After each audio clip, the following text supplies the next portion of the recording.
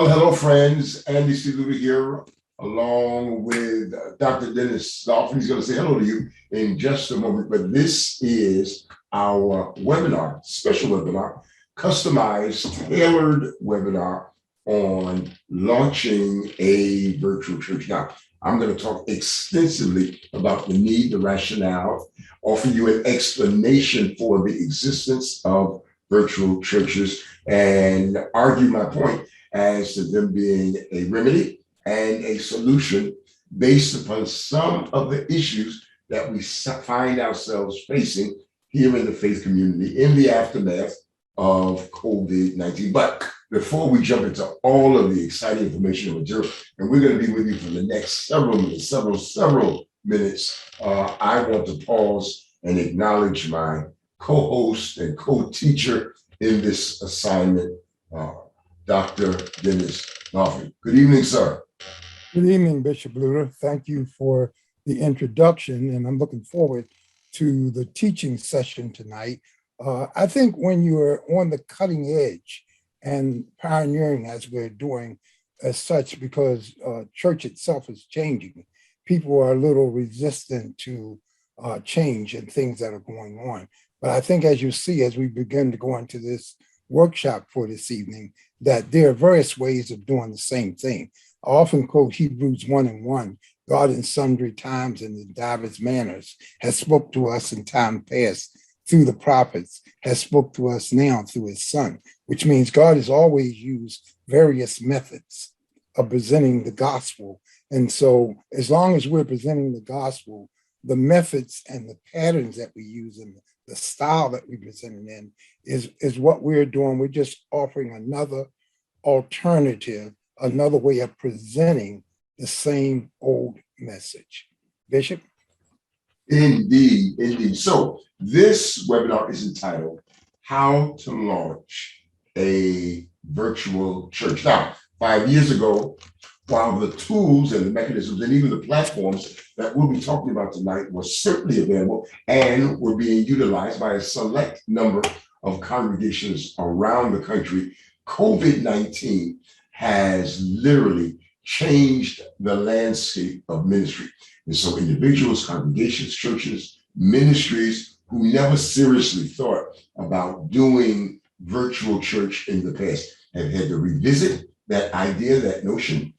They've had to turn to it as a strategy and as even a remedy for the sudden inability to meet the way that we have all grown accustomed to meeting over the years. So there is some information that we prepared, a very special presentation that we want to share with you that touches on all of these aspects. Now, before we go into that, let me just tell you a little bit about myself, and then Dr. Dolphin will tell you a bit about himself, and then I want to come back and talk about what you can expect from this webinar. What have we put together, and what are the takeaways that we hope that you will extract from this experience? In the case of myself, I am a native New Yorker, born in Brooklyn, raised on Long Island in a Christian home, completed my high school career at a parochial school, Long Island Lutheran High School, and from there I went on to Oberlin College, spent 4 years there, secured a bachelor's degree in religion, African American history, and for the purpose of tonight's webinar, I also obtained a Bachelor of Science degree in communication. My specialization was radio and television technology. From there, I went on to seminary, spent 3 years at Harvard Divinity School. Later on, I did some work at United Theological Seminary in Dayton, Ohio, where I secured my D.Min degree. However, what I'd really like to talk about in terms of my own background and what I'm bringing to this conversation is my senior year, 1976. I attended a communication conference that was sponsored by Howard University. And many of you are familiar with the name Tony Brown. It's been around for quite some time. And he held a conference for communication graduates. Now, 1976, there was a whole lot going on. It was an election year. It was the year of the Olympics. It also was the 300th year anniversary of the founding of this country.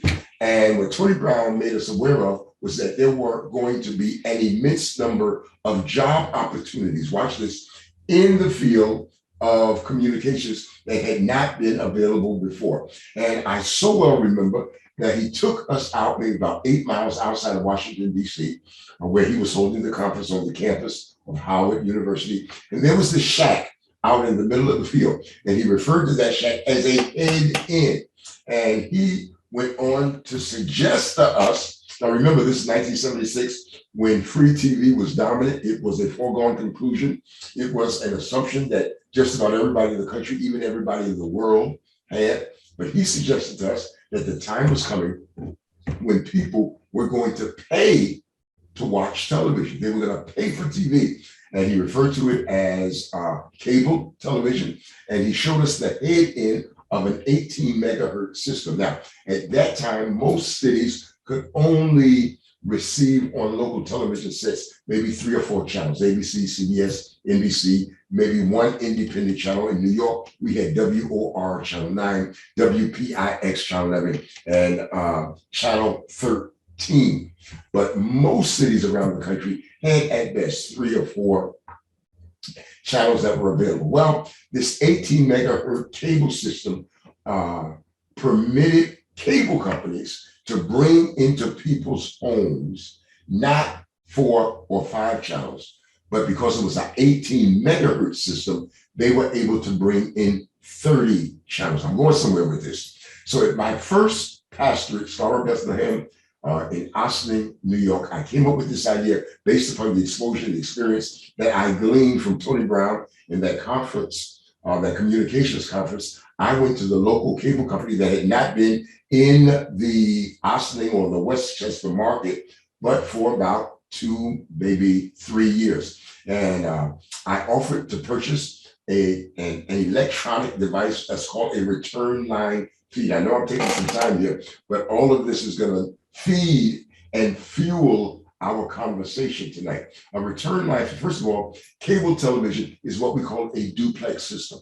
Now, the vast majority of cable television is to bring a signal from that head end that he demonstrated to us into your home. But because it is a duplex system, the same cable or the same wire that brings the signal in can take a signal out. But to be able to do so, there has to be a device on your end to push that signal back through the same wire, back to the head end, so that that signal can be repeated and then redistributed to all of the homes that are subscribers in that cable system. What I'm trying to say is that our church spent $1,500 to purchase what was called then a return line feed. And that return line feed was stored, installed in our church, and we were able to take that same signal that was coming in and connect it to a recording device and then push a signal back through the cable system so that the 13,000 people who had cable in Westchester, northern Westchester at the time, would be able to see what we were broadcasting. That's right. We became the only Black owned and operated, religiously based, Christian based television station in the entire state of New York. And from 1979 up until the time of my departure in 1985, I owned and operated a local cable channel, SBBC TV, channel 26 on that system. When I got to Ohio, I was bit by this bug and I purchased a broadcast license and I purchased channel 8. And for several years, I operated, again, the only Black owned and operated television station in all of Ohio, channel 8. It was tucked between WSYX, channel 6, and WBNS, channel 10. Right between the two was channel 8, and I broadcast for several years from there. And then, of course, coming back here to New York, I've been able to launch a radio station and a television station, both what we call an IPTV station and an IP radio station. Church Talk TV, Church Talk Radio are my current broadcast properly. So what I'm trying to say to you in giving you all of that is that apart from standing alone and independent of my formal and academic education, I have accumulated and acquired a great deal of experience in the broadcast industry, starting all the way back in 1979, right up until this current time. So that's why I feel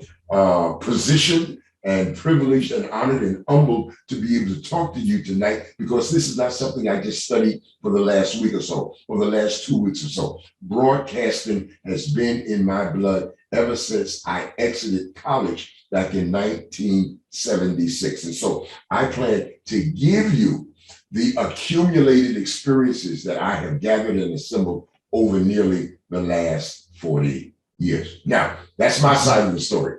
In terms of legalese, in terms of accounting, in terms of legal structure, I turn you over to Dr. Dennis Coffin, who has an equally compelling testimony and story to share with you tonight. Thank you, Bishop. That was a wonderful introduction and story and background to yourself. I'm a native Baltimorean. I've served in ministry now. This is my 58th year. As far as my academic training, I have a master's in accounting and a master's in nonprofit law. And part of that example and brought me things to forming my own business, which is called DMG Professional Services, which now has been in businesses for 38 years, which have provided accounting, legal, organizational planning for churches and ministries all over the country.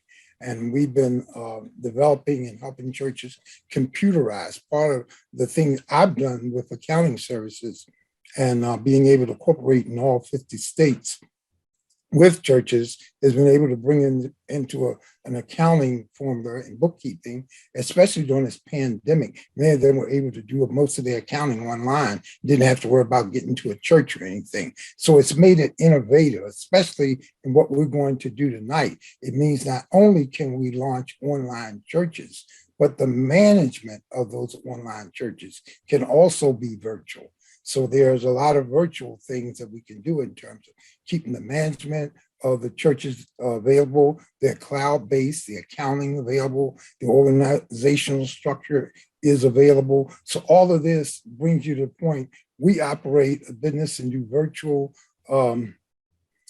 meetings, board meetings with ministries almost daily around the country through Zoom and other formats, and we don't have to fly in anymore, don't have to worry about anything. Bishop Luter even told me one time, he was laughing because I did a class for him. He said, I don't have to feed you, I don't have to fly you in, don't have to put you in a hotel. And I said, oh, okay, so you're cheating on me. But that's where it is now. We can be almost anywhere, literally in the world, as far as church concerned. On my own personal ministry site, I have a language translator on there that translates about 60 different languages.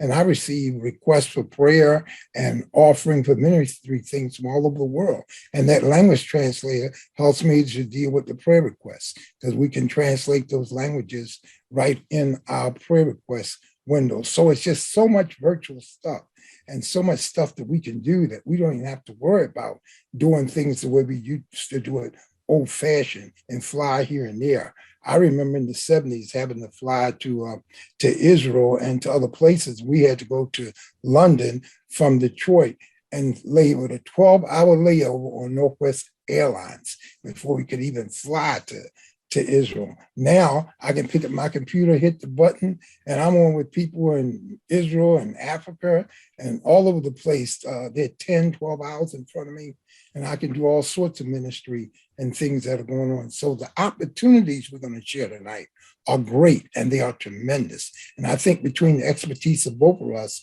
we have something very keen that we can offer you. Bishop? Again, so friends, again, this is our webinar on how to launch a virtual church. I'm Andy C. Luter, and you just heard from Dennis Coffin. We're your facilitators and your instructors for this particular webinar this evening. Now, we're going to come off screen and so that we can give you the full benefit of what we have prepared for you tonight. Again, this is entitled How to Launch a Virtual Church. It's being conducted by myself along with Dennis Goffin. And then let me just do a shameless plug and commercial for our Graduate School of Episcopal Studies. Now, you can find our material on multiple platforms, and I do want to make reference to at least two of them tonight. As you see here at the bottom of the screen, Episcopal School. When you go to episcopalschool.teachable.com, we have several courses already installed on that platform. Do take note that Episcopal in Episcopal School is a lowercase e. We printed it here as an uppercase e, but it is actually a lowercase e. And we have several courses primarily directed at candidates for the episcopacy or those who are operating in the office of the episcopacy and would like more information in that regard. Our newest initiative, friends, is the development of a theological library or a listing of theological courses that we are placing on a website called Episcopal, is a graduate-school.moodle.com is our newest initiative. Yes. We do have something on at LearnWorlds. I'll let Dr. Goffin talk to you about those two latter platforms. But here is our goal and our objective. Our goal and objective is to give to you or make available to you as much studied information that is possible. And we have accumulated experiences over the years, and it will take us a while to get all of that which resides inside of us, out of us, and on a platform and in a curriculum that you can consume. But please know that it is our heart's desire to make as much material available to you as possible. Dr. Goffin. Thank you, Bishop. I think as you mentioned about LearnWorlds, we have theology.learnworlds.com, where we're putting most of our theology courses on there. Our Episcopal School has most of our Episcopal courses, but we do have church history and other courses that are involved on both schools. And we have a newest endeavor on Moodle Cloud that we'll be offering very soon to put more classes on that. But all of these gives us this worldwide learning tool. And we have been doing the Graduate School of Episcopal Studies since 2015. So we've been around a while offering online courses, and many groups, many organizations and fellowships have put their bishops through our training classes so that they could get some idea and some knowledge into the episcopacy. But we're going to our study for tonight on how to launch a virtual church. Friends, this past year in particular has caused the church to take a serious look at where it is and where it is going. 3 years ago, 5 years ago, 10 years ago, you would not have been able to convince the majority of pastors around the country, both local, national, and global, that they would be in either the predicament or the situation that they find themselves in. Since March, in particular, of 2020 to here of late, we have been thrust into a situation, a dilemma, a problem that was totally unanticipated. And as a result of that, because of what has been going on here of late, most recently, just about all of us, one of the reasons that you're watching this, one of the reasons that you're taking this particular webinar, taking this particular course, is because you have come to acknowledge and to understand that we have to take a serious look at where the church is right now and where the church is going. One of the things, beloved, that we do know is that the church is not going back to what it used to be. Let me say that again. The church is not going back to what it used to be. And as a practicing theologian, part of your task, part of your job, part of your responsibilities is to take a long, in-depth, serious, insightful look, not only where the church is, but where it is going as well. Dr. Golfer. This is a tremendous way of looking at it. One of the great opportunities that have happened while we're in this pandemic is the shifting to social media. Before, even the platforms that Bishop Luter mentioned have been kind of out of reach for many of the small churches, to get on networks like BET and TBN and other networks like that was a tremendous financial burden. And then along came social media, where we could broadcast and do things across the internet for literally pennies. And I was trying to talk people in for a long time, even before this pandemic started, to get a presence, get a social media page, get your presence out there, broadcast your church service. Now they got forced into doing it, but we were trying to get them to do it before this pandemic even came along. Some are experienced, some are not, but it has taken its place within the genre of looking at how we do church now, how we do fellowship, how we work with people, how we interact with people. It is changing over time. See, in the Eastern culture, they greeted one another with a kiss. We think of it in the West, we always greet one another with a handshake. Now we're greeting one another with waves and emojis all on social media. So we know that times are changing. And I think we're going to see that we're not going to be back where we used to be, but we're going somewhere other than where we are today. Bishop? Excellent, excellent. So, friends, while most churches have resorted to a virtual solution, the slow reduction of the coronavirus has resulted in many churches returning to in-person services. As we kind of tackle this, I also want to kind of follow up on one of the items that Dr. Golphin just shared with you, and he's so absolutely correct. Media ministry is not new. Churches using electronics, technology as a tool of evangelism is not new. But the cost to participate has been verboten for many, if not most churches. Platforms like TBN and BET. My founding bishop, Paul Morton, was a pioneer on BET. He was part of that power lineup that you would see on Sunday morning between 6 a.m. and 9 a.m. It included Bobby Jones and T.D. Jakes and Gilbert Earl Patterson and Frank Madison Reed and Paul Morton and Creflo Dollar. But by the time they left those networks were charging them, watch this, beloved, those networks were charging them $30,000 a week to be on that platform. Let me say that again, $30,000 a week to be on that platform. And the real oddity of that was the cost was based upon the popularity of the time slot. But here's the harsh truth of the matter.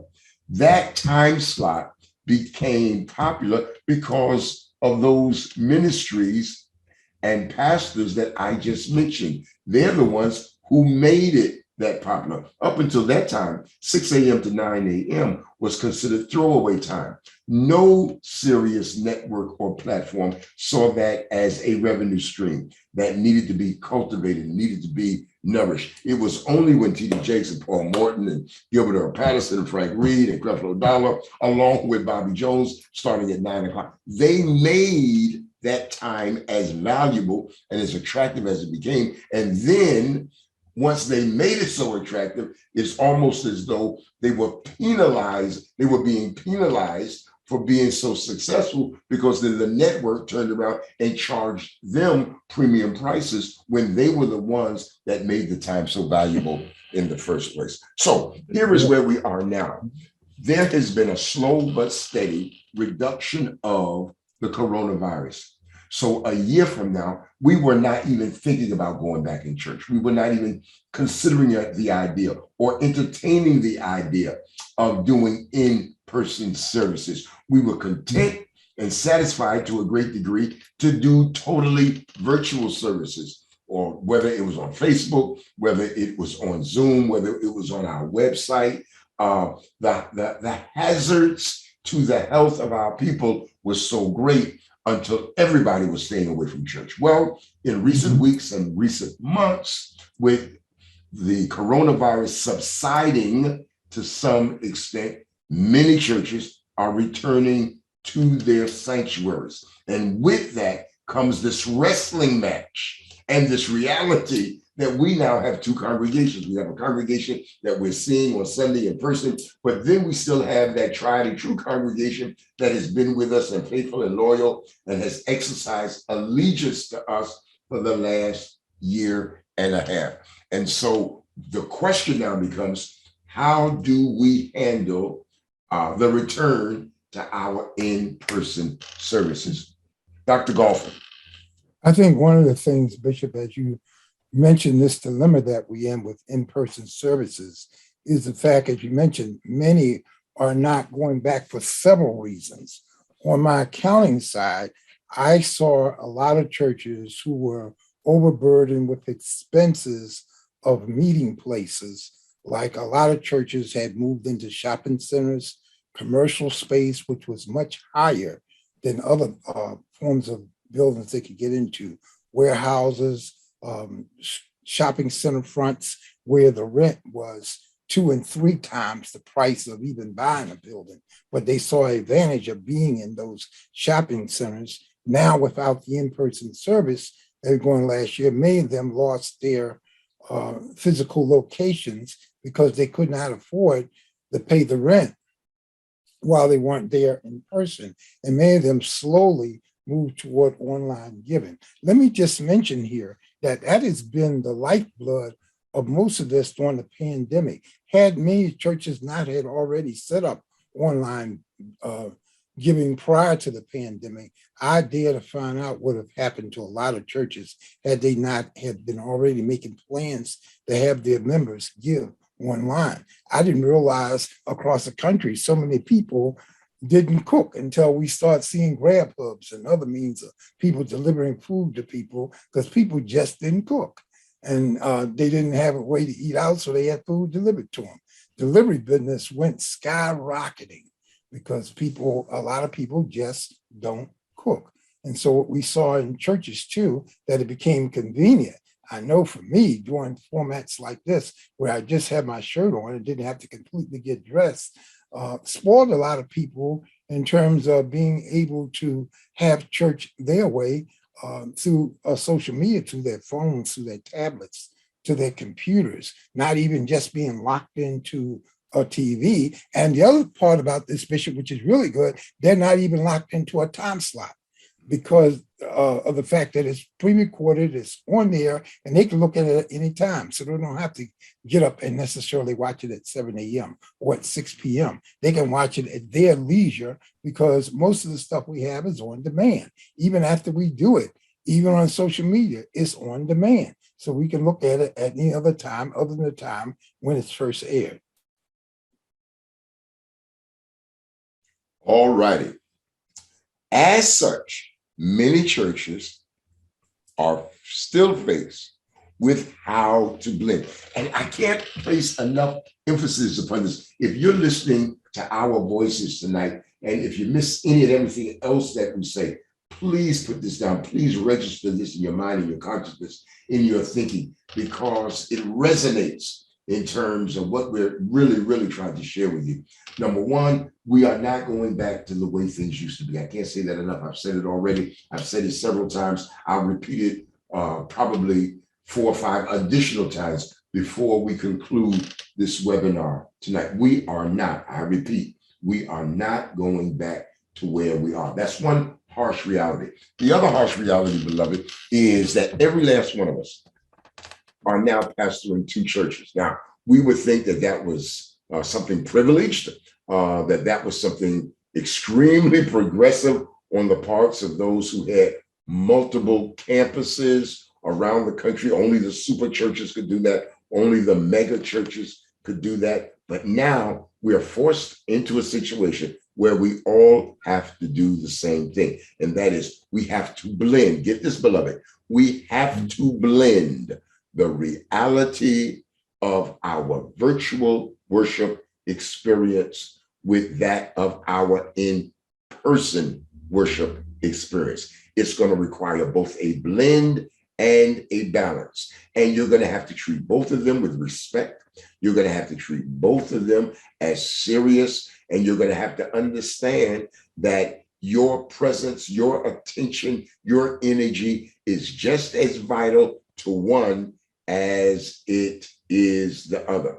Let me just give you this quick anecdote. This past Sunday, we were in church, and in our particular church, we have chosen, I know a lot of churches have resorted, and I'll talk about this later, have resorted to merely setting up a video camera and capturing what they're doing in church already. And that is one viable option and solution that many people are exercising. We have taken the notion that we wanted to do something different. And so we use musical material from a variety of places. However, the challenge, beloved, is that because of how it's delivered on a screen, the high quality of music, the musicality of it, the orchestration of it, the instrumentation that is involved, it is easy for the person who is consuming that to feel that they're being entertained. And one of the points that I needed to emphasize this past Sunday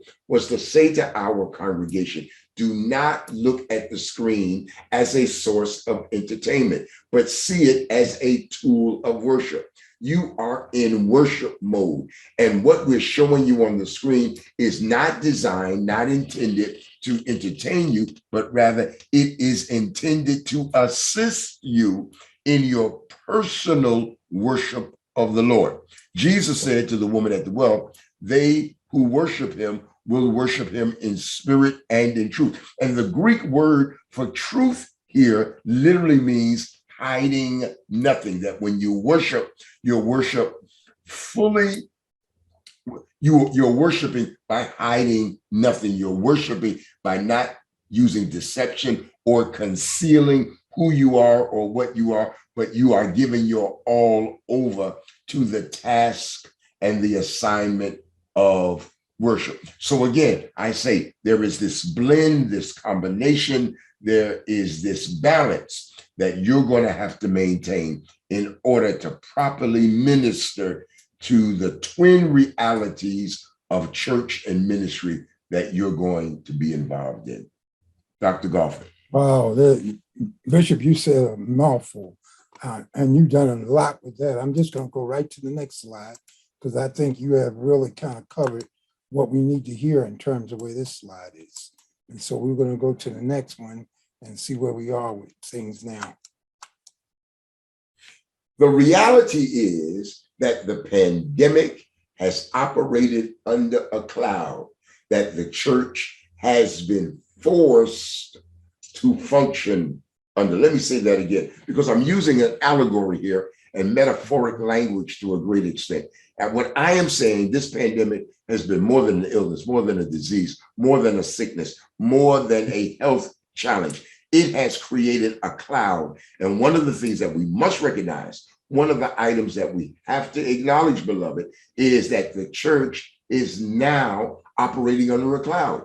Whether we want to admit it or not, the reality is we are all operating under the cloud of the pandemic. So it does not serve us well to pretend that we are operating under bright sunshine when the reality is we all, every last one of us, every church, every ministry, every congregation, every faith community is operating under a cloud.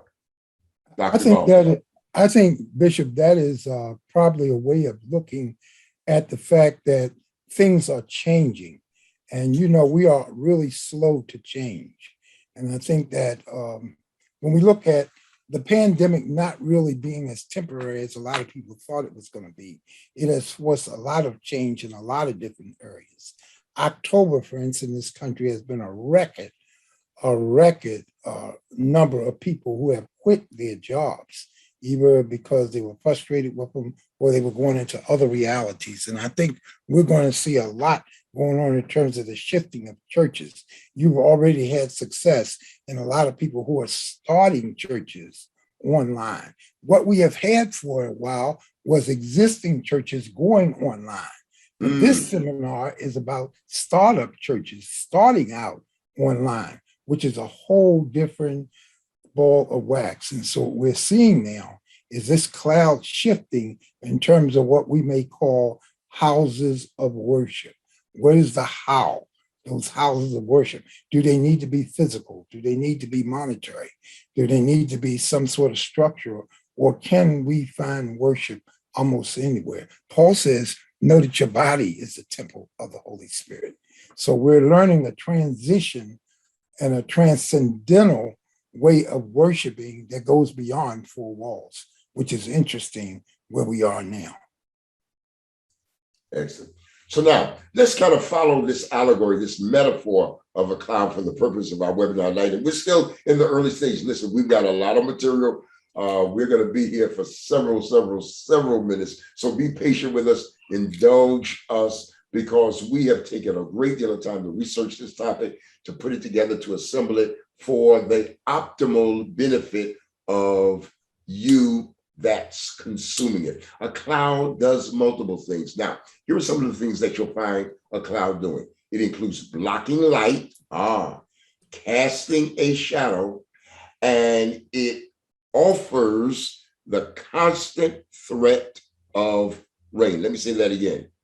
It blocks the light, it casts a shadow, and it threatens with rain. It blocks the light, it casts a shadow, and it threatens with rain. Now, if you take that metaphor, if you take that allegory and apply it to the pandemic, you'll see how the pandemic has done all three of these things in a metaphoric kind of way. It has blocked light, it has cast a shadow on the church, it has threatened disaster and destruction, rain, inclement weather. And of course, I'm speaking spiritually here, I'm speaking symbolically here, but because we're operating under a cloud, the very physical things that a cloud represents psychologically and symbolically represent the same thing to us within the faith community. Dr. Golfin. I'm thinking about Acts 8:1, because in Acts 1:8, Jesus told them to be witnesses and go into Jerusalem, Judea, and in the othermost parts of the earth. By Acts 8:1, they had only went into Jerusalem, but now they were spreading to Samaria, Judea, and to the othermost part of the known world. But it took persecution for the church to do that. That's what we see here. The light blocking, the casting of shadow, the threatening rain has forced the church to become and do what it was designed to do anyway. But we seem to always operate better under pressure. And so the church finds itself under a pressure cooker, moving into becoming what it should have been doing anyway. So in a sense, this pandemic is just bringing out the best in us. Wow, well said, well said. Now, in addition, the faith community had to face certain realities as it relates to the impact of COVID-19. And what we're suggesting here is that COVID-19 didn't just come without implication, without upsetting our apple cart to a great extent. We were now forced to face certain realities. Watch this, and this may be uncomfortable for some. We, as a result of COVID-19, had to first face certain realities that existed before COVID-19. Let me say that again. COVID-19 put us in a position, forced us into a position and a posture, a mode of thinking to respond to certain realities. And in many instances, those realities existed prior to the arrival of COVID-19. Let me see if I can be a little more specific. The harsh reality, and I know we don't like to talk about it because we all have selective amnesia and our Mhm. memories are short.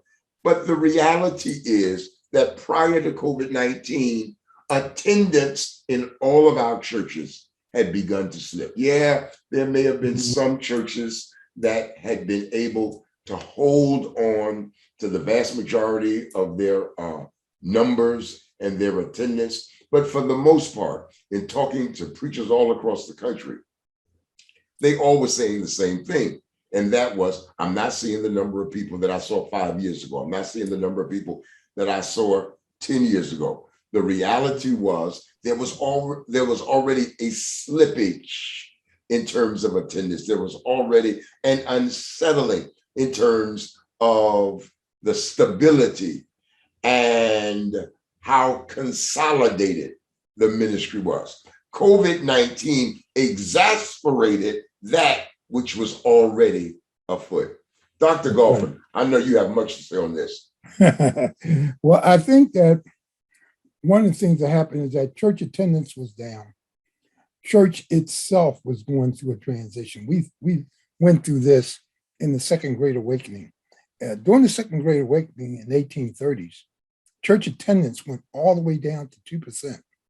Fortunately, we haven't had that kind of numbers, but there was already empathy with a lot of what was going on in our churches and things that happened. This just put it up. And one of the things that we saw was the increase of funerals because of the deaths of these people during COVID, that there were a lot of funerals, especially with a lot of our senior adults. We lost a lot of preachers last year during this COVID. It was like one after the other. We keep seeing we was preacher funerals were just coming up. We lost a lot that was going on, and people had to learn to shift. We went in a holding pattern thinking that things were going to go away, and when it went away, we're going to get back to things as normal. And we're slowly realizing that there is no normal, and that we got to actually look at permanent alternatives instead of just being on hold. We're going to have to see that there are other things involved to where we are with the church. Some of those realities include never going back to the way things were. Now, I know it's beginning to sound like I am beating this dead horse because, again, you're hearing me say what I've said before time and time again, and that is things are not going back. And the reason I continue to re-emphasize this, and the reason I continue to reiterate it, and the reason I continue to pound upon it is because if nothing else, I need to pull out of your mind and your head that if you just wait long enough, things are going to go back to the way they used to be, and it will resume as though nothing has happened.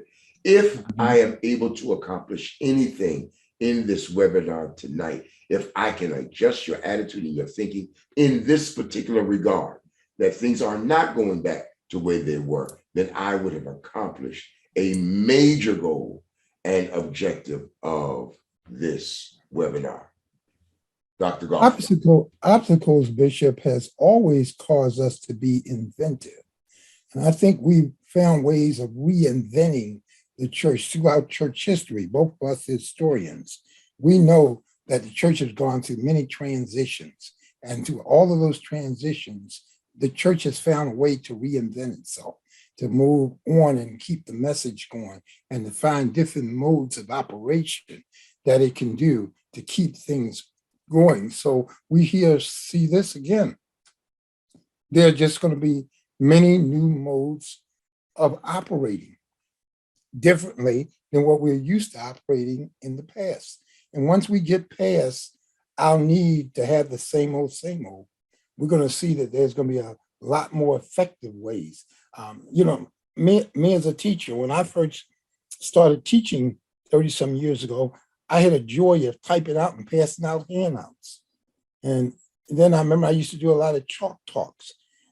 I bent up a lot of chalks on the board. And then finally, there were transparencies. And I would do those transparency films and lay them down and put them up so that people could watch the transparencies. Then I got erasable markers, and I would put erasable markers on the board and get things going. Now I'm in the age of PowerPoint, where I could take PowerPoints and design them and put them up on the screen with a projector. Now we're shooting PowerPoints on the computer. The methods have changed, but the lessons remain the same. And so once people get over not making a religion of the methods, I think we're going to see churches becoming more effective as they transition to various ways of presenting the same old thing.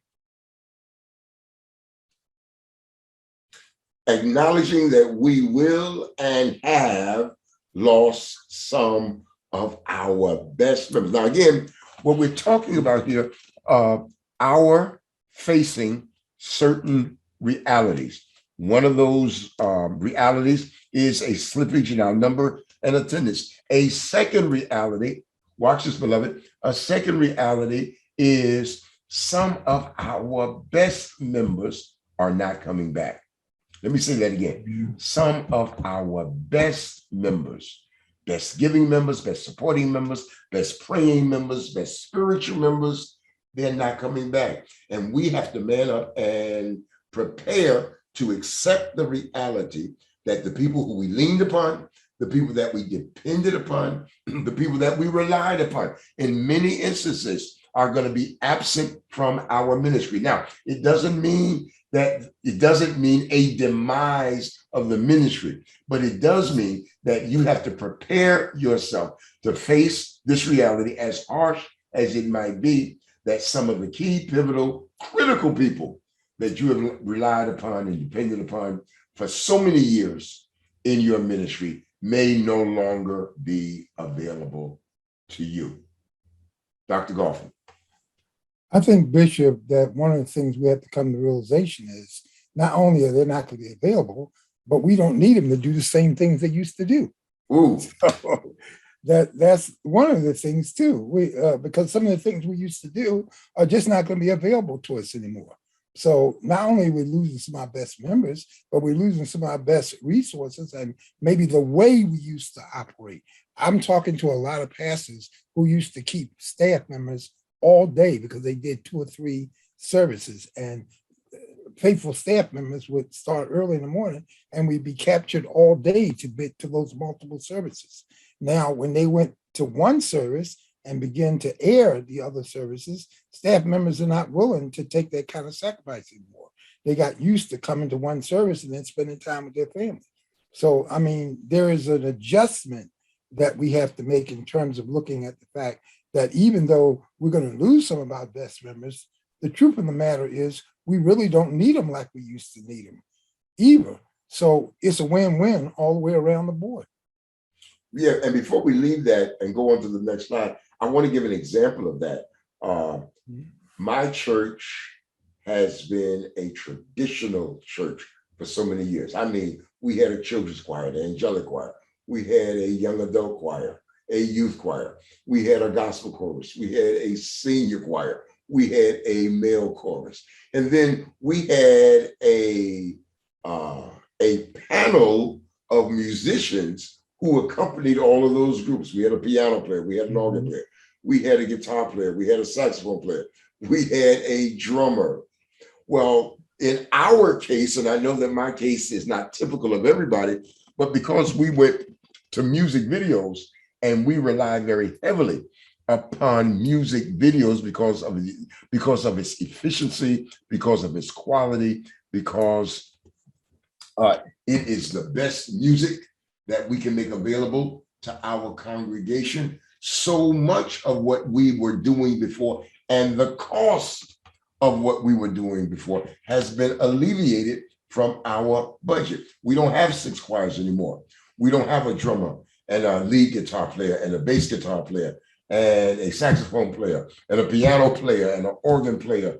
All of that has been alleviated. We still have someone who plays the keyboard, but even the keyboard can do so many multifaceted things until what you used to have to budget for several items can be done digitally with just a fraction of the cost and the equipment that was necessary in the past. Have you found the same thing, Dr. Golfin? Yes, yes, it's been a lot of that. And what's interesting is that this might sound very interesting, but most of the musicians shifted to funeral homes for funerals. And so they would pick up doing more funerals now at funeral Mhm. homes because they weren't playing at churches, and that because there were more funerals going on too. So that became interesting in the shift of where a lot of full-time musicians wind up going.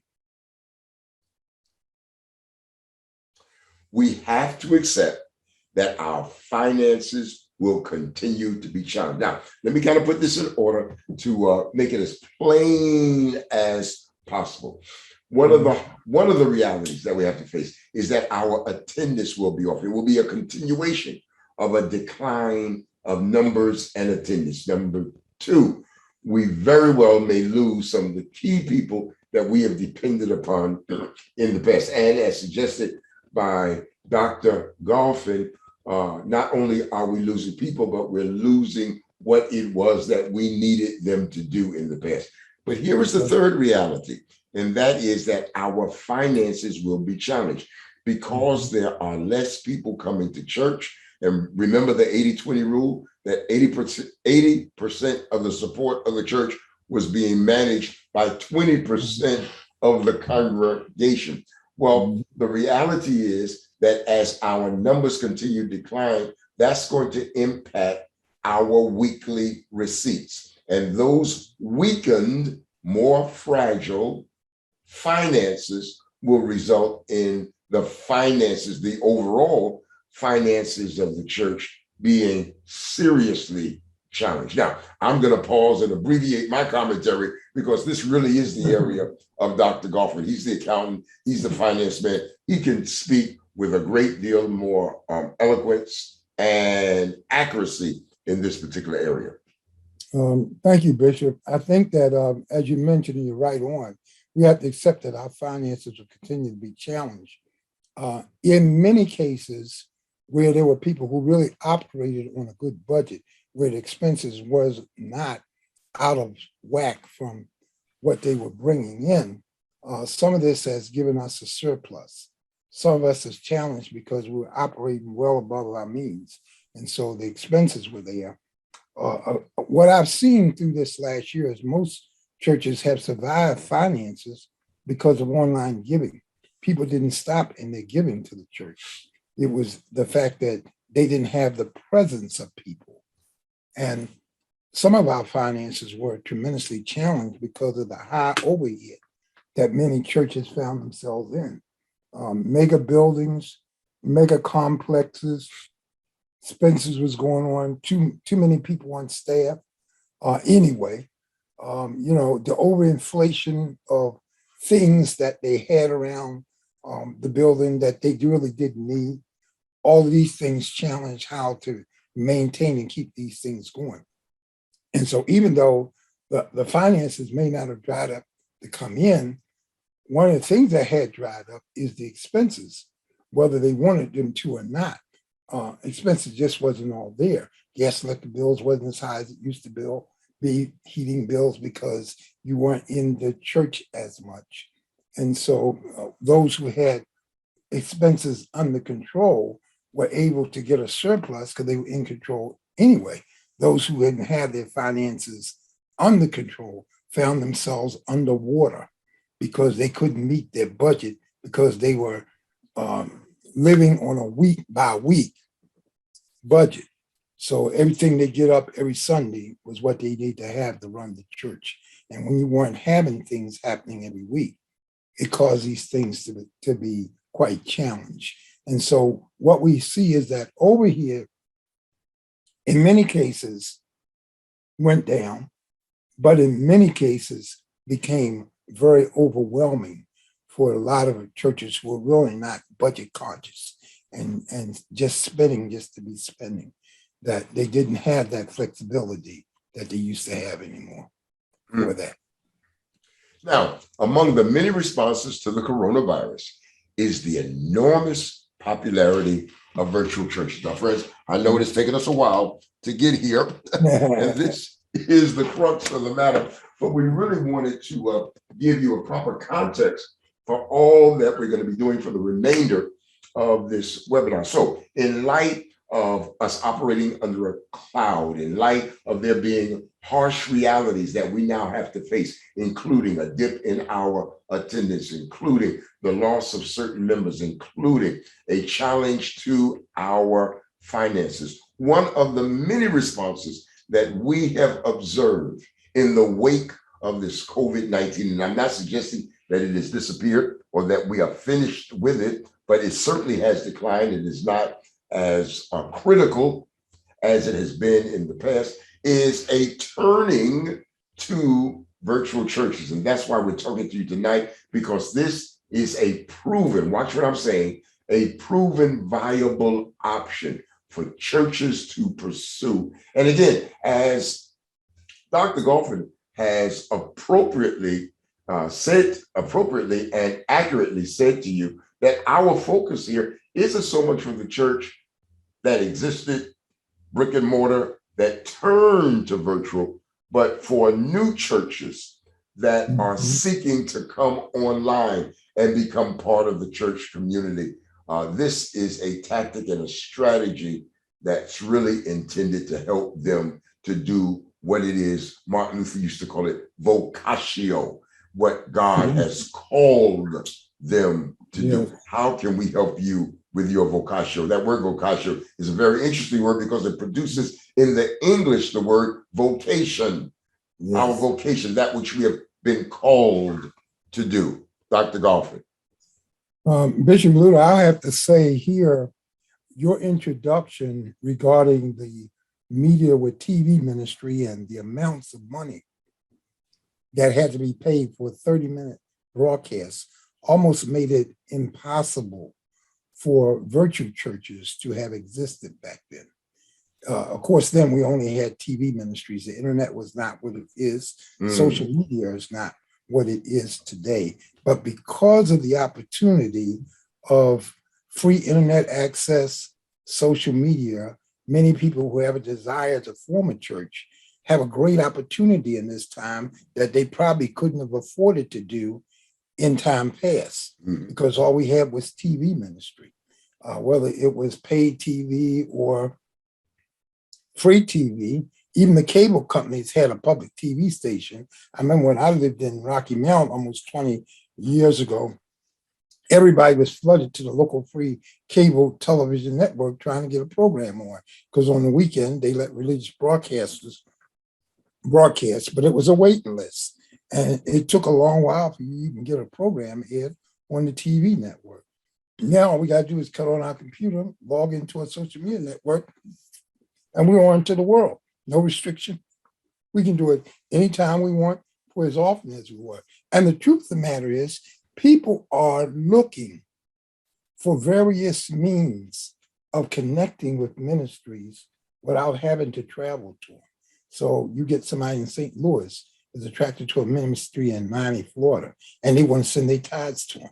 And so what we see now is that geographically, people are wanting to be connected cross-culturally, cross-geographically, all over the world. They're sending their offering their tithes to different ministries in different places. And we've seen this a lot with TV ministries. A lot of TV ministries have been accepting gifts and offerings from people literally all over their TV network. Now we're seeing the internet with virtual churches coming whose membership is not really in their own personal community. Exactly. And before we leave this, Yes. Dr. Golphin, let me also insert, and I think this is important, especially in terms of understanding the historical context. You are absolutely right. The high price, the high prices of television ministry was used as a filter to keep the vast majority out and to only allow the few, the select. That's so you had finances being used as a fence to keep out the vast majority of churches from entering television ministry. It's almost as though the broadcast industry did not want to oversaturate the market with the presence of too many ministries. It's almost like the gospel music world. They would much rather have a Donnie McClurkin, a Marvin Winans, or Yolanda Adams than all of the people who can sing. They would select 4 or 5 who could sing, promote them, and then ignore everybody else. But there was something else technologically, Dr. Golfin, that was going on. And it's an extension of the evolution of technology. Let me take you back. There have always been films around, but there was always a distinction between what was considered consumer films, 8 millimeter films, and then professional films, which was 35 millimeter films. And that there was a gulf between what you could afford to produce on an 8 millimeter camera and what you could produce on a camera that was used to produce movies that were going into the theater. Well, the same similar item was going on in the broadcast industry. That when you were talking about that public access station, most local churches could only afford and only had access to what was called consumer cameras. Cameras. They were the VHS cameras. They were the early camcorder cameras. At best, they could do, and I know I'm using technical language here, just kind of indulge me, be patient with me. I told you I've been doing this for 40 years, and so I've accumulated a vast vocabulary when it comes to this broadcast industry. But at best, those early cameras could only produce what was called 280 lines of resolution. It was very low resolution, whereas your television could broadcast 525 lines of resolution. So you had cameras that were doing 280 resolutions on a format and on a platform that could accommodate 525 lines of resolution, which meant that when people saw your program compared to one of the super churches or the mega churches or what was called a broadcast quality camera, then it was like night and day. And nobody wanted to look at your stuff, 280 lines of resolution, when they had the option of turning to another channel and getting 525 lines of resolution. Now, that was the gap. That was the void between consumer cameras and broadcast cameras. Well, beloved, when digital came, all of that went out the window. Literally, all of that went out the window because the lowest grade digital camera that you could get. Remember, televisions at the time could only do 525 lines. Well, the first generation of digital cameras could do 640 lines, 640 by 480.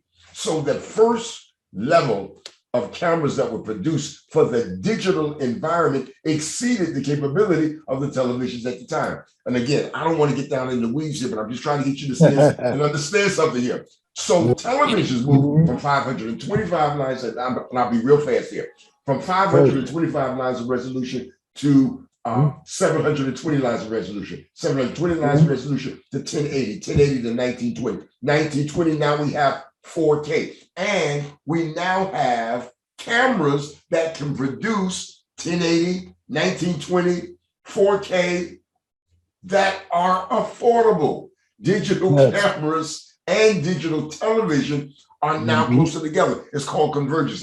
We have a common friend. Bishop. Oh my goodness, he's gonna kill me for not being able to call his name off the top of my head. Come on, Dr. Golfin. Our friend out of Texas, out of Baltimore.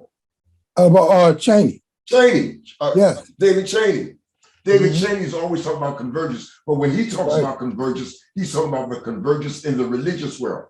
The term convergence existed before the term convergence in the religious world, and convergence in the electronic world meant the convergence of what could be put out on television matching what could be captured with your video camera. And I'm going to talk about this in a few minutes because the truth of the matter is that the camera on your telephone, get this, beloved, the camera on your telephone can produce a picture that is superior to the best broadcast Ikigama camera or Hitachi camera of 25, 30 years ago. I'm saying it Right. again, that the camera on your phone gives you a better picture than the camera that was used by ABC, CBS, and NBC 25 years ago. Wow. I'm sorry, I apologize, Dr. Golford, but I just really No. wanted people to see and understand that Yeah. it's a whole different day. And digitalization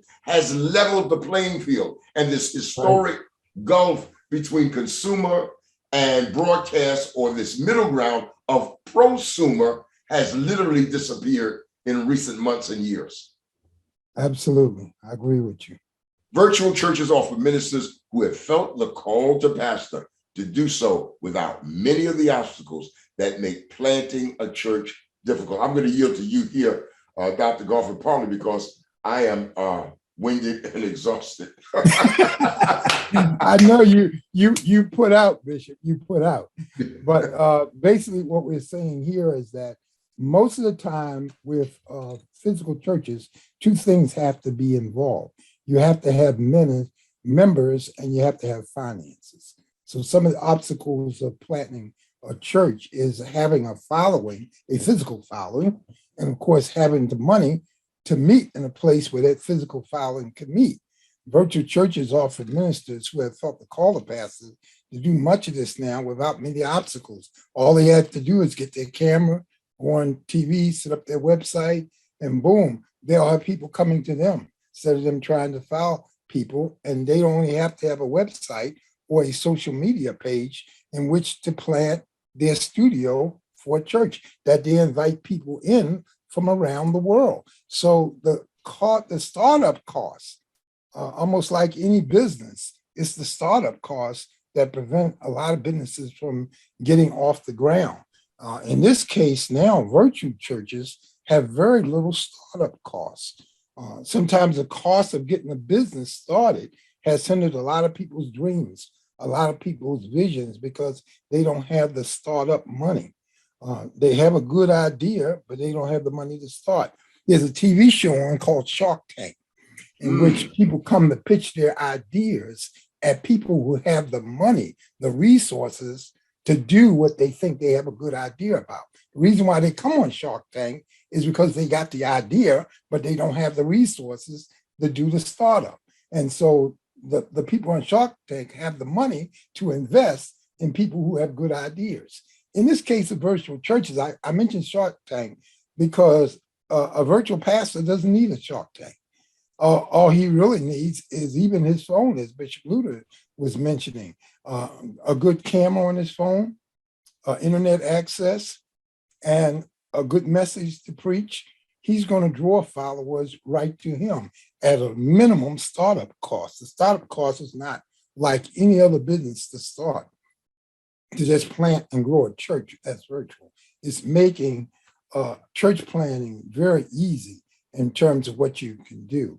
So I think that what we have here in terms of virtual churches with ministers who felt the call to pastorate, we have eliminated with the virtual church the high cost of startup. For most pastors who may be bivocational pastors who've been trying to start up in the past, they've had to face the idea of a physical church becoming another bill in the house because they had to foot most of the responsibility until they got people in who could help support. Most of the support came out of the pastor's pocket. I know when I started my church in Baltimore, I did tremendous sacrifices. I paid the rent, did the gas electric bill, did everything out of my own pocket until the offering started growing where they could do it themselves because I was a bivocational pastor. And instead of me receiving an offering, I had to take most of my paycheck, what little was left from it after I paid my own bills, to try to keep the church's bills going until people came in enough to get the offerings built up. Well, we don't have those kind of issues now with the virtual church. And I think that's very important, Bishop.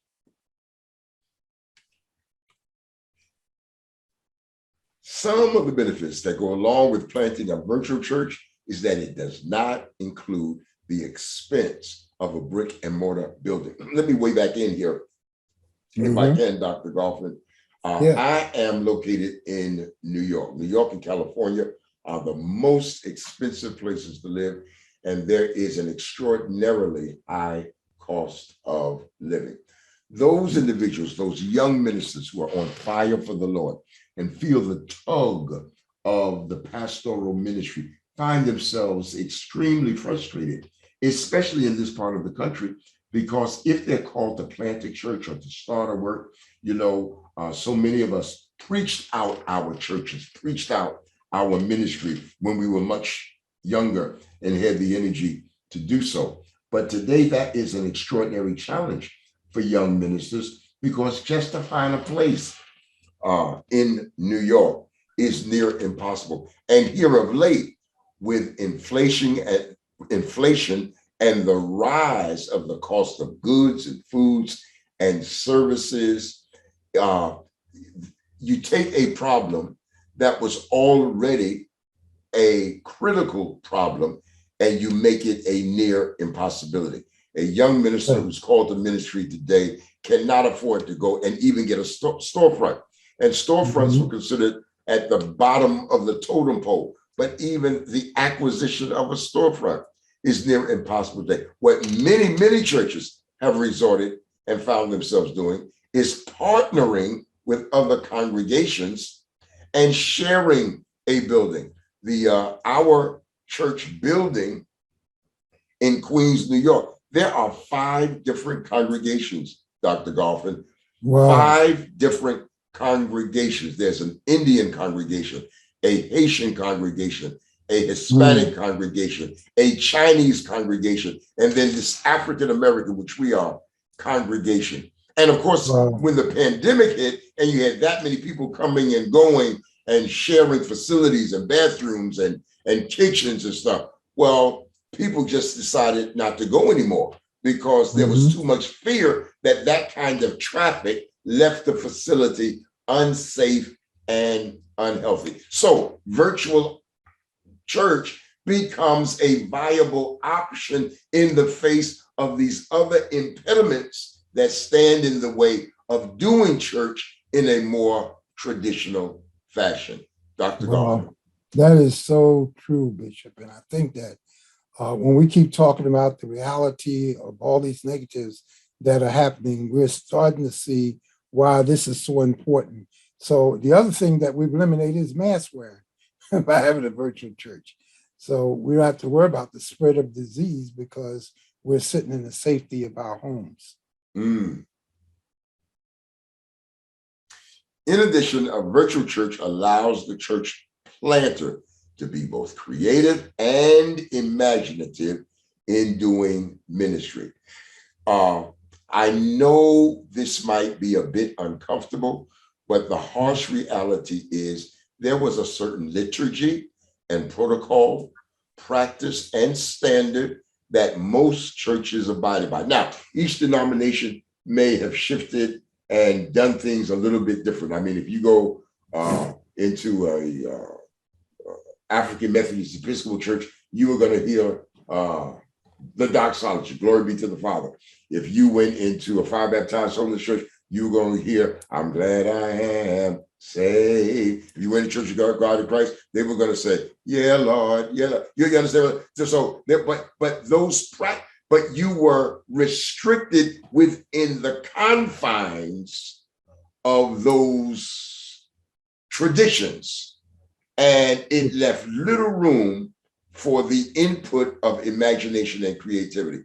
One of the things that a virtual church offers, beloved, is you are liberated from those restrictions and those boundaries. And it offers you an opportunity to do church that is only bound by your imagination and your innovative ideas. How creative you choose to be. Dr. Golphin. I mean, look at what's happening, Bishop, even when you mentioned your church, you're now using music videos. People are using tracks a little more now. We've eliminated the idea of having to have a full orchestra, which we can have through innovative tracks and everything. right in our church without having being involved. So more creative things are being done, virtual backgrounds. Sometimes when I'm Mm, doing a virtual church service on Sunday morning, I'll put the inside of a church background in the back of my background, seeing parishioners all around in a large church setting, which gives the feel that I'm actually in a church setting. So there's been very creative ways of doing it with our backgrounds. We're using office backgrounds now, classroom backgrounds in terms of how we present this presentation we're doing tonight. So there's various ways of being creative and looking to be at different places at the same time without having to leave where we are because we're being creative. So there's a lot that we can do in terms of bringing this about. virtual churches liberates virtual pastors from the restrictions of having to operate on a certain day of the week at a certain time. Now, That's come right. on, you all know Sunday morning, 11 o'clock, that was the preferred time of operation for most churches. If you weren't having church at 11 o'clock on Sunday morning, there was a time when something was considered wrong with your religion. If you were having Mhm. church at any other time, yes, we used to have afternoon programs and evening programs and Sunday night programs and revivals during the week and special occasions during the week that would expand. And of course, we would have fellowship churches between congregations that would take place at other times and days and dates. But the main focus of your ministry's activity would be Sunday at 11 o'clock. Well, we're finding that that is no longer even the preferred time. Church planters, people like Elmer Towns out of Liberty University, are Yes. quick to share with us and tell us that the most preferred, the most opportune time to have worship now is 9 o'clock on Sunday. The Mhm. whole idea of people giving over the entirety of their Sunday to their worship experience, that no longer exists. There was a time when the expectation was that Mhm. I gave everything I had, all of my time to church. So I would go to Sunday school. I would then go to 11 o'clock service, run to get something to eat, come back to an afternoon service, then have a BTU service around 6 o'clock. And then there would be a church service. Church would go out somewhere or somebody's church would come to us at 7 or 8 o'clock that night. People want their Sundays. We have families where both parents are working. Sunday very well may be the only time that they both have off and can spend time together. So no longer is there an appetite for spending the entirety of that time in church. We have to face the reality that we're going to get a portion of people's time, but we're no longer going to get the entirety of their time. Well, a virtual church gives you the option of operating at times that's more convenient to your people rather than a time that is locked in by tradition and the way that we've always done it in the past. Dr. I Garfield. often mention 7 last words of a dying church. We never done it this way before. And I think that part of the reason that we're going to have such an issue here and why it's becoming so liberating. I run around for years at churches that had multiple services. And one of the things pastors used to tell me, um, undoubtedly, almost everywhere, they would say to me, my professional people or my educated people come to the early morning service. So can you really do the early morning service? And he said, that's where my professional people, that's where the money people are. They in the early morning service. And they in and out. And I start to notice that the traction at the early morning service was in and out, where when it got to the 11 o'clock service, I would do an early morning service from 8 to 9. Actually, the service was 8, no longer than 9:30 at an early morning service. I get to the Mhm. 11 o'clock service, and they weren't getting out till 1, 2 o'clock in the afternoon.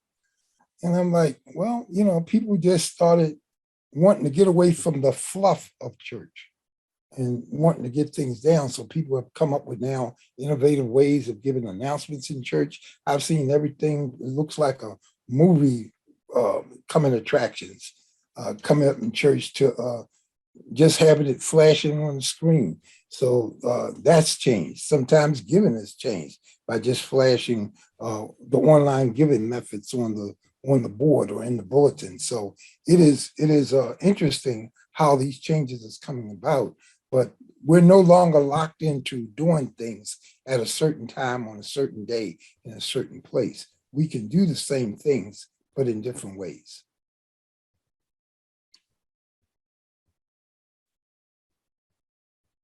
All right. A virtual church is also not confined to evangelizing members from a local geographical area, but makes the world their pool to draw from. I think this is incredible. Let me just spend a moment talking about this. Yes, not only are we liberated, emancipated, so to speak, from the strictures of day and time, we are also liberated from having to focus just upon our town, our neighborhood, our city, our village. Now the entirety of the world becomes available to us because of the platforms that we operate on. So I am in New York, but my congregational members don't all have to be from New York now. They can be from Texas, Florida, North Carolina, Georgia, South Carolina. But there is a flip side to this coin. And Dr. Goffin, I want you to talk about this a bit. The flip side to this coin is while we are not limited to a local geographical area, the people that we have traditionally drawn to our churches are not limited to just our ministry. Now, when they came to our ministry, once they came in that door and sat in that pew, we had their exclusive attention for the next hour and a half. And we didn't have to worry about them going down the street, around the corner, across town, because they were there and with us.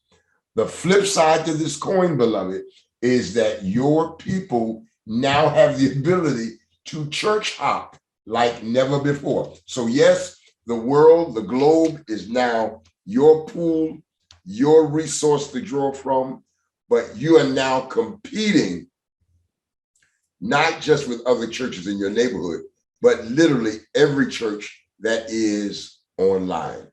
Dr. Goffin. Well, what you're saying, Bishop, is so true. Not only have we been able to evangelize and get people from other places, our people who are naming our church have also been exploring other options. Yes. So we see that everybody is becoming virtual. Not only are the preacher becoming virtual, but the members are becoming virtual. They're accepting the ideas of moving around to find other speakers and other churches that they can shop to. So not only are we attracting more people to our services, our people will be attracted to more services in other places. I get people asking me, I'm not even a pastor, but I do a lot of online things. And sometimes people ask me, can I tithe to you? I said, well, I'm not a pastor. You really want to find a pastor you can tithe to. And you know, all these things, people are just trying to find innovative ways of doing things. And so we see that, I mean, it's going to happen whether you want to do it or not, it is happening. So we're not stuck in a geographical. For a long while, the urban church has been seeing that people, when I pastored in Baltimore in the 80s, I had people used to drive from across the Bay Bridge on Eastern Shore, which is about an hour or so away from where I was at in Baltimore, but they drove over an hour and a half every Sunday morning to come over to be a part of my services. But then I found out there were people in Baltimore who were driving to DC to become part of the service over there. So even before the age of digital, we had people that were taking their cars and mass transportation and going from one place to the other. You know, in New York, people in Long Island go to Brooklyn, and Brooklyn go to Long Island. You know, it doesn't matter because of mass transportation. So what we're seeing is that there's a vast intertranscendent view of churches that's happening between the pew and the pulpit. That's just saying there's no need for everybody to try to be territorial, because people are going to accept whatever option that they can to become part of whatever church they want to become part of. A virtual church makes ministry possible in ways that were not available before. Now, this is kind of a summary statement, beloved, and it really reflects what we've been saying for the last several minutes on the last several slides. And so let me just say this again. A virtual church makes ministry possible in ways that were not available before.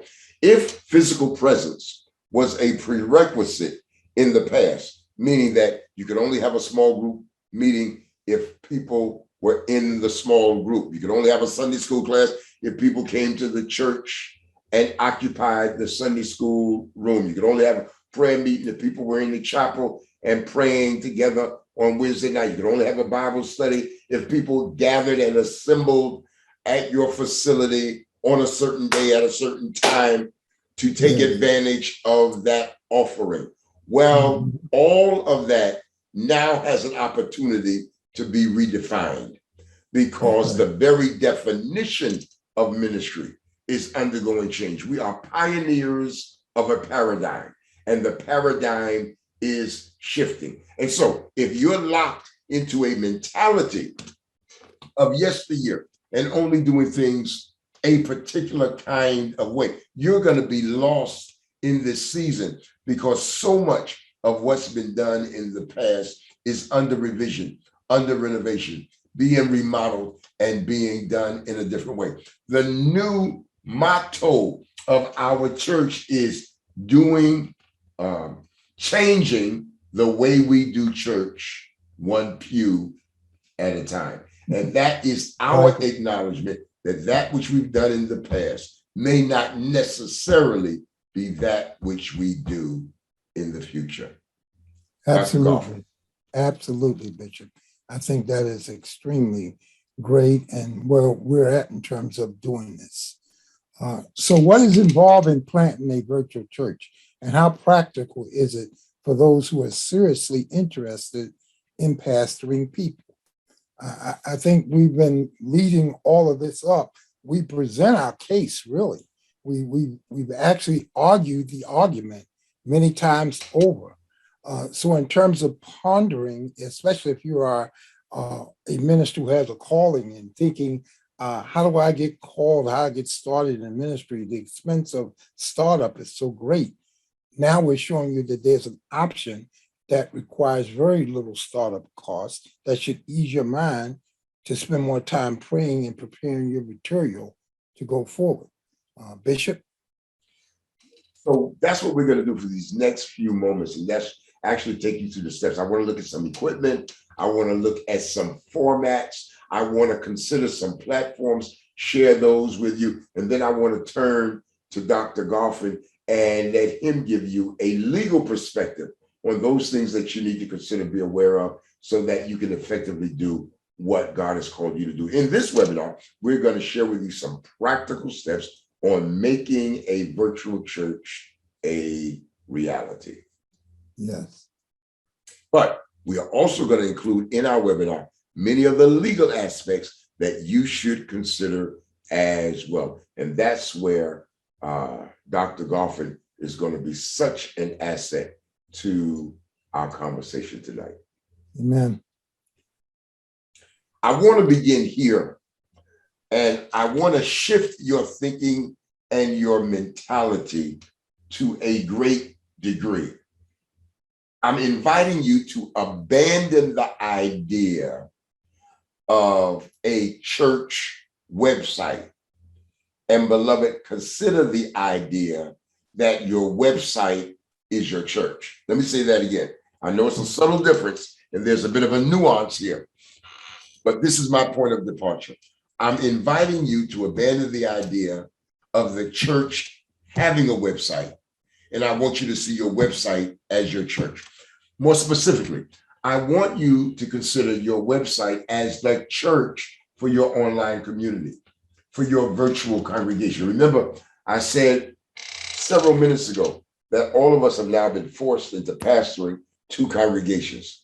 We all now have been left with an in-person congregation and a virtual congregation. Well, that in-person congregation will still be accommodated and serviced by your brick and mortar church building. That goes without saying.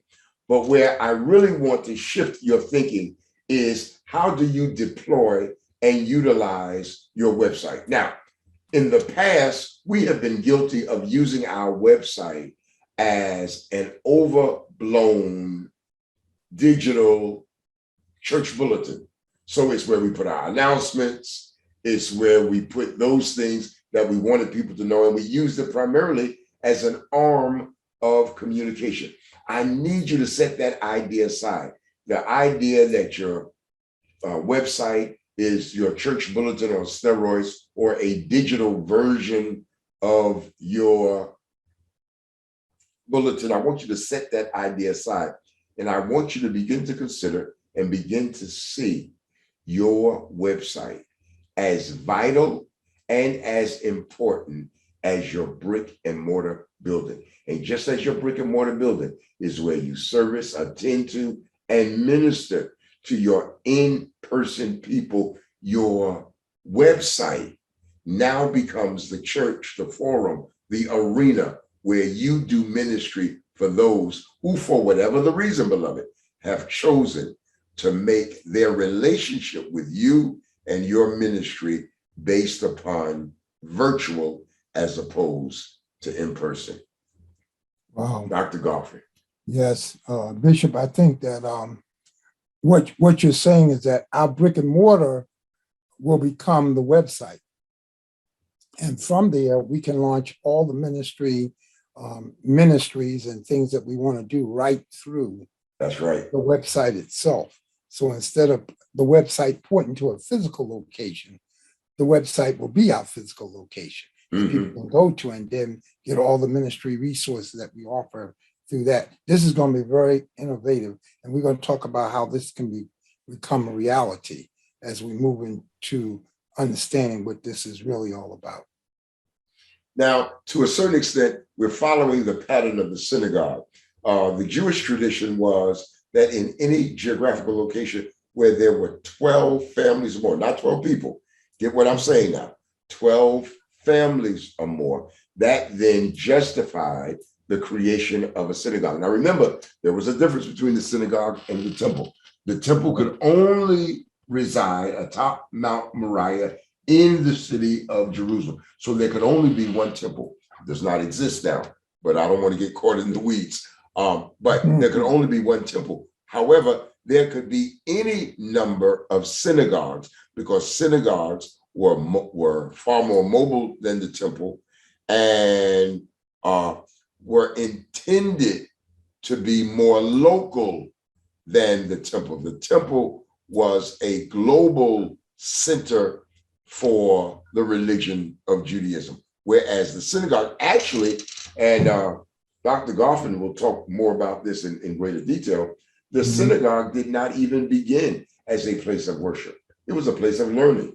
The rabbi was not a cleric. The rabbi was a teacher. And the thought was that in the absence of the temple or not being able to go to the temple except on your pilgrim journeys, maybe once a year, 2 times a year, perhaps even 3 times a year, there needed to be a place where your young could learn the faith, could learn the Torah, could learn the traditions of Moses in the absence of the temple. And so the synagogue became the local shule. It became the school for the Jewish community, and the rabbi became the teacher. After, I don't want to get too deep into this, but after 70 AD, the Jewish revolt, there is a shift of the Jewish religion. It is a shift from temple Judaism to what we call rabbinic Judaism. And both the rabbi and the synagogue gets redefined along more worship lines than teaching lines. But the point that I want to make here is that the criteria for the creation of a synagogue or a congregation for a synagogue was 12 families, not 12 people, but 12 families. And so one of the things that I teach and I forward and I argue for is that if you're going to start a virtual church, there needs to be a commitment of 12 families that agree to support your efforts in that virtual church. Not 12 people, but 12 families. Now, the family could be a single family home. It could be a mother and a father. It could be a mother, father, and children. But there should be 12 family units that make up the foundation of the virtual church. And that's based upon the proven success of the synagogal system in the Jewish religion. Dr. Golfin. Um, uh, Bishop, you mentioned Judaism, and this is interesting because at the loss of the temple in 70 AD, they had to reinvent how they were going to do worship. It could no longer be temple worship. So Right. since there were these synagogal centers all over the place that were learning centers and teaching, they then became worship centers. Mhm. And what we're seeing now is that websites that used to be designed to represent a physical church has now become the physical church. So we're seeing the pattern. So it is possible that there can be a shifting in the pattern without a loss to the message. And I think that's what we are basically saying now.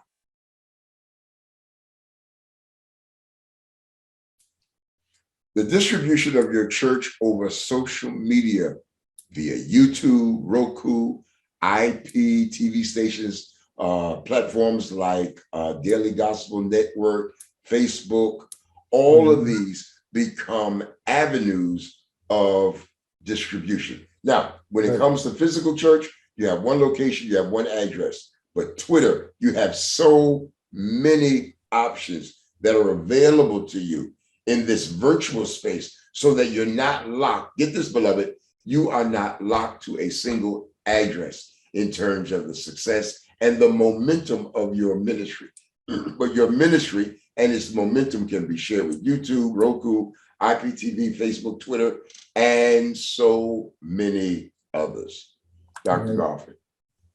Well, I want to say the virtual church helped us go beyond physical Sunday attendance, small group ministries, Bible study, prayer groups, music ministry, and many more. We've given all these examples earlier of how this can go beyond and just expanding your mind as to the possibilities that a virtual church can do, much like the synagogue were transformed into temple style worship, moving from teaching to priesthood with the rabbis.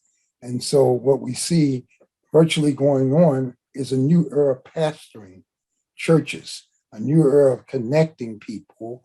I connect with various groups almost daily via the social media platforms I have and things like Zoom, like this.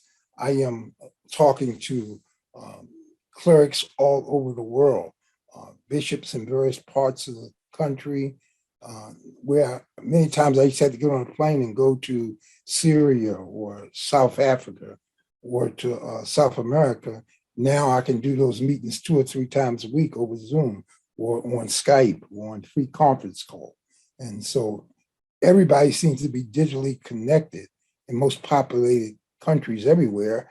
And because of the little device you have in your hand, which is a phone, which is really undoubtedly the real wave of the future, people can watch you on the phone anywhere. There's even this app called WhatsApp that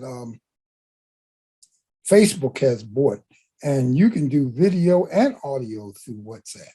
And it's interesting and talk anywhere in the world. I mean, it hasn't been long when we had to pay for long distance charges everywhere. That's right. But now we can talk anywhere in the world just by just picking up your phone and talking anywhere. So, and I'm going to take a little bit of time on this. What are you going to need? Now, let me say at this juncture that this is not an exhaustive list, but it is intended to be a substantive list. And I could spend many, many, many moments detailing this list, but I'm trying to give you an overview, and I'm trying to give you a sense of those things that you want to consider, those things that in the end, you know that you're going to need to be effective in this area. The first item is camera. And I spent several moments earlier today talking to you about the evolution of camera and camera capability, starting with cameras with 280 lines of resolution, now to 4K cameras. Now they're talking about 8K cameras. Next year, 8K cameras, 16K cameras are going to be available. Again, the camera in your phone is more than sufficient to do 90% of the video work that you need done. Now, the only thing that a single camera will not do is give you what we call camera mobility.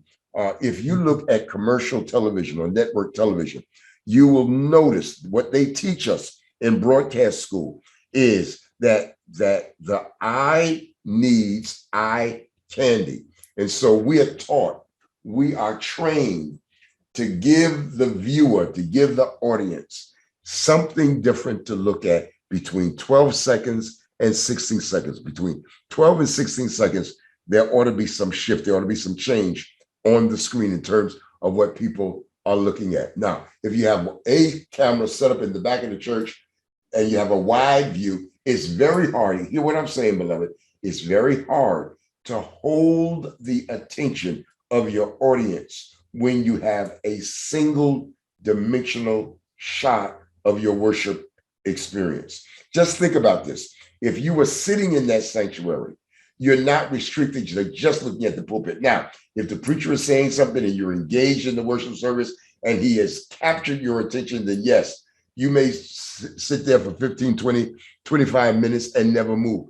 But under normal circumstances, you're going to look out the window, you're going to look across the congregation, you're going to catch somebody's eye in the choir stand, you're going to look back at the usher. It is a multi-sensory event because you're constantly moving, you're constantly turning.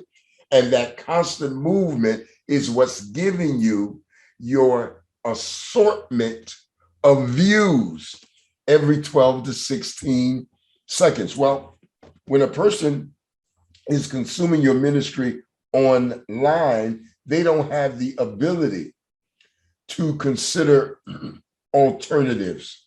That's why you have to provide it. Now, if you fail to provide it, you're going to lose their attention because now they're gonna look on TV.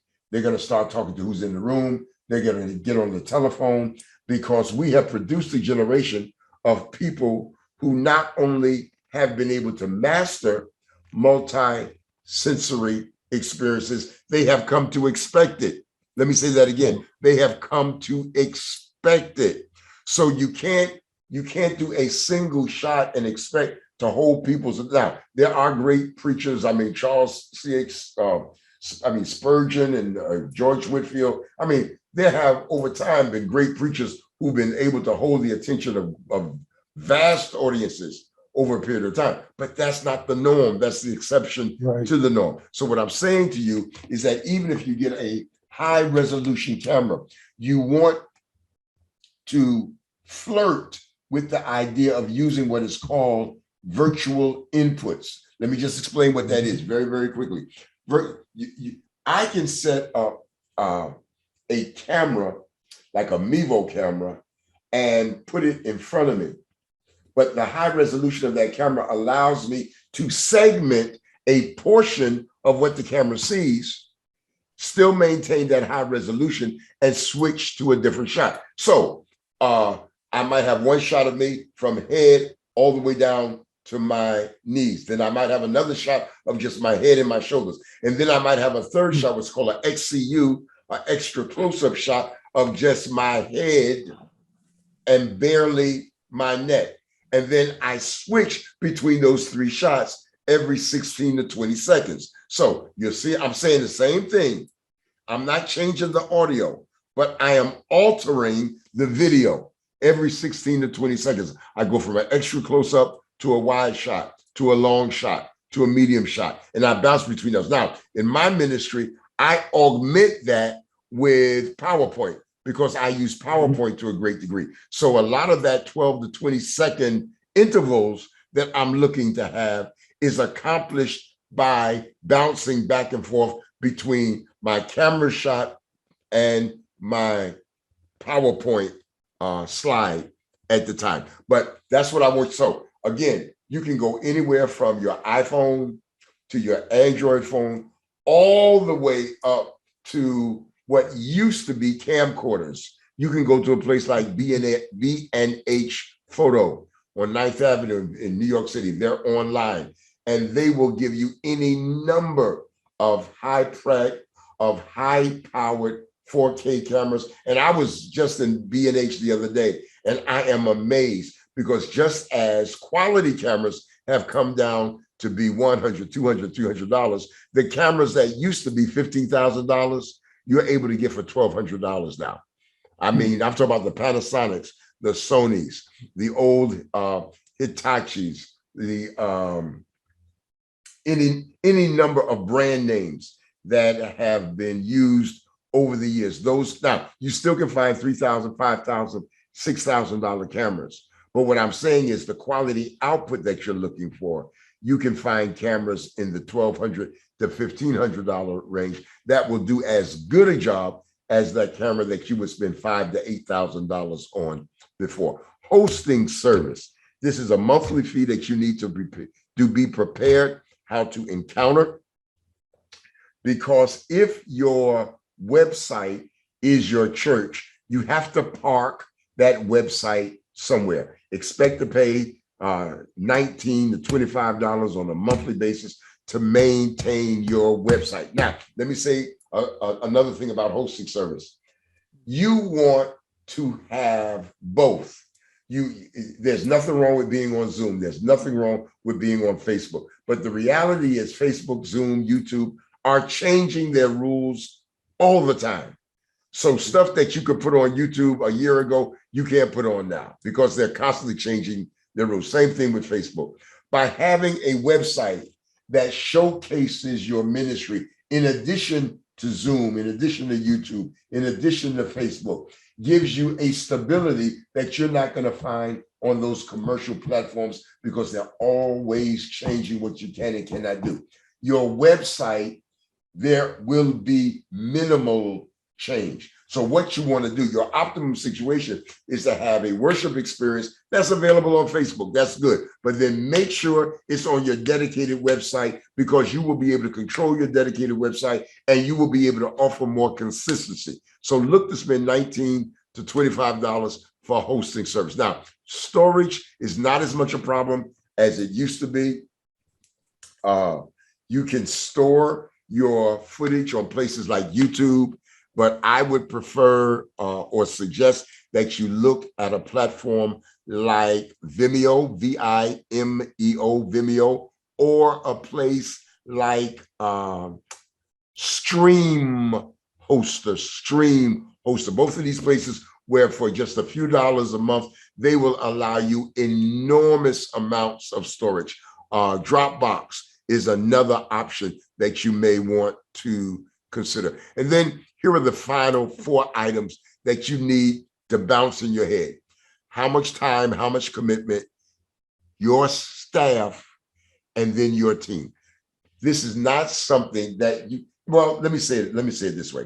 This is something that you can effectively do by yourself, but it is something that you can more effectively do with the assistance of staff and a team of dedicated and committed individuals. So one of the things that I want to strongly recommend that you do is that as you consider all of the things that we're talking about tonight, that you consider putting your hands on some dedicated volunteers who will help you carry this load. The more help you have, the better the final product will be that you put out, and the better the more effective you will come across to the audiences that you're trying to reach. Now, listen, I could go on, as you can tell, for many, many more moments, but I want Dr. Golphin to weigh in here. And then this next area is really his area, and I want to give him ample time. And we're probably down to the last 10 to 12 minutes, Bishop. So let's look at some samples. I'm just going to take us forward, Bishop. You spent a lot of time telling them what we need. And we talked about some samples here, different approaches to virtual churches. We far spent over the time we had allotted, but we don't have that much more to finish. Okay. So we might as well go ahead and try to finish some of these things we want to do. What makes you different? Yeah. And let me just say here, because I do think this is a guiding principle. take some time because there are different approaches. Let's go back to that previous slide if we can, Yes. Dr. Golphin. There are a number of different things that you can do. Everything, watch this now, from setting up a camera, setting up your phone, and capturing what is going on in your in-person service. That's one approach, all the way to doing a separate production that is totally detached and independent from your in-person service. Now, in my case, I chose to create two different experiences.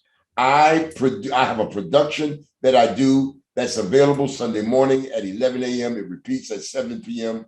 Then I have an in-person experience, but I don't tape the in-person experience. I don't record that.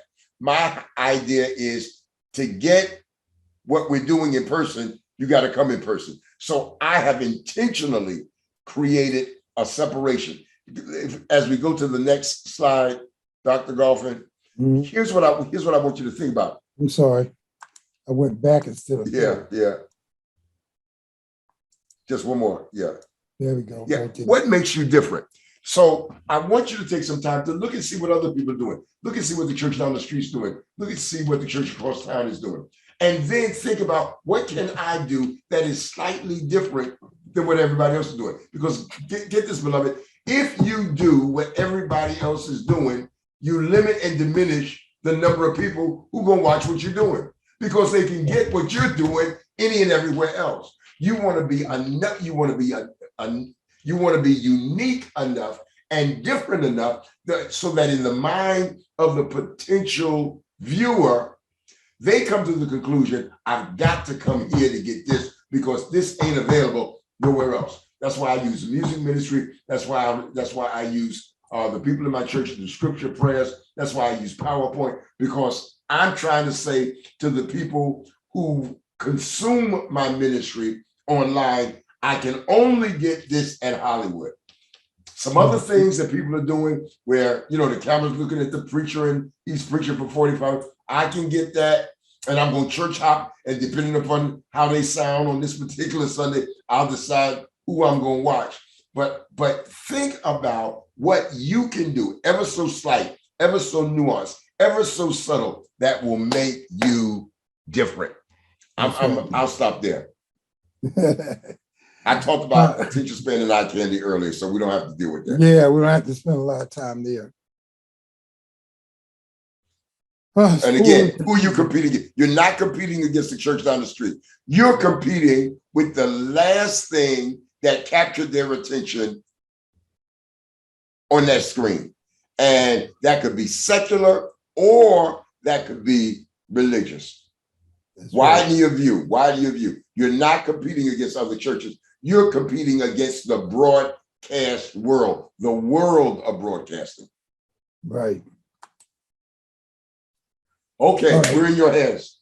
We're in my area now, getting incorporated. Incorporation is your legal status. So whether you're an in-person church or an online community, I've shared this a lot with a lot of people who have these ministries, you need to get incorporated. Incorporation just protects you. With any business, state incorporation is so important because it helps you, number one, from being personally sued, but it also gives you advantage of being an umbrella, of being legal and appearing to be legitimate because you are incorporated. One of the things that's important for articles of incorporation is being able to set up your bank accounts. Without an incorporation, you can't set up a business bank account. You do not want to start a virtual church and have your finances done in your name and have just a personal account. You want to have a corporate account, a business account. To get a business account, you need to get your incorporation papers and be incorporated in the state in which you are there in. And then, of course, with that, it protects you from any liability claims because you are incorporated. Nonprofit versus tax exempt. When you incorporate, you want to incorporate as a nonprofit religious organization. And that's so important because that makes you as a nonprofit organization, whether or not you become tax exempt. What people don't seem to understand is that from a state level, when you are a nonprofit, you are tax exempt.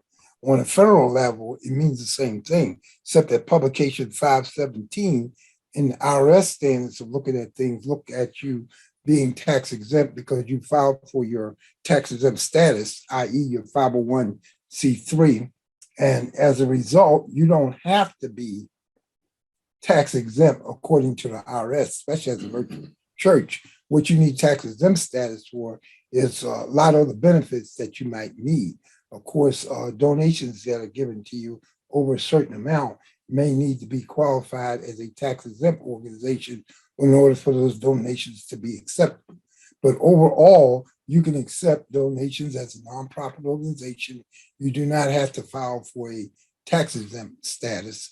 You're automatically state tax exempt, which gives you a whole lot of legal rights and things that involve setting yourself up as a church, which are extremely important. Having an employer identification number from the IRS, Form SS4, is extremely important. A social security employer identification number for a business is like a social security number for a person. It identifies you with the federal government. And so you have a business identity. So getting incorporated with your state, filing for an employer ID number from the federal government will allow you to go to the bank and open up a bank account in the name of your ministry. Those three things, incorporation, EIN number, and filing for your bank account information are the three things that will make your virtual church actually legal. For the IRS, there's what we call a 14-point inspection list as to what qualifies as a church according to IRS standards. Now, this list is going to have to change because of the rise of virtual churches. So one of the most important things on this list, which why you probably wouldn't get a tax exempt status from the federal government, is having a physical place of worship. All the other compliant rules that's in here, you could probably answer and be a part of, but IRS want to make sure you have a physical place of worship. There have been so much tax abuse in the past to fictitious churches starting for various reasons. The IRS has been very strict on what can be classified as a church and even what can basically be classified as a minister for tax purposes. So both of those have gone through some scrutiny that the virtual church is going to lead rise to those rules being changed to a certain extent at some point in time, because challenges are going to be made to the standard rules because of the area we are now looking at this pandemic. Do you need a physical space? And Bishop, you and I can probably talk here. You really don't need a physical space. I'm going to go back to something Bishop mentioned. Your website is going to be your physical space. So you really don't need a physical space per se to have a virtual church. Bishop? Yeah, I would agree wholeheartedly. I would recommend, especially because of the high cost of rentals and property and real estate, that rather than attempting to secure physical space, attempt to partner with individuals who are already occupying space.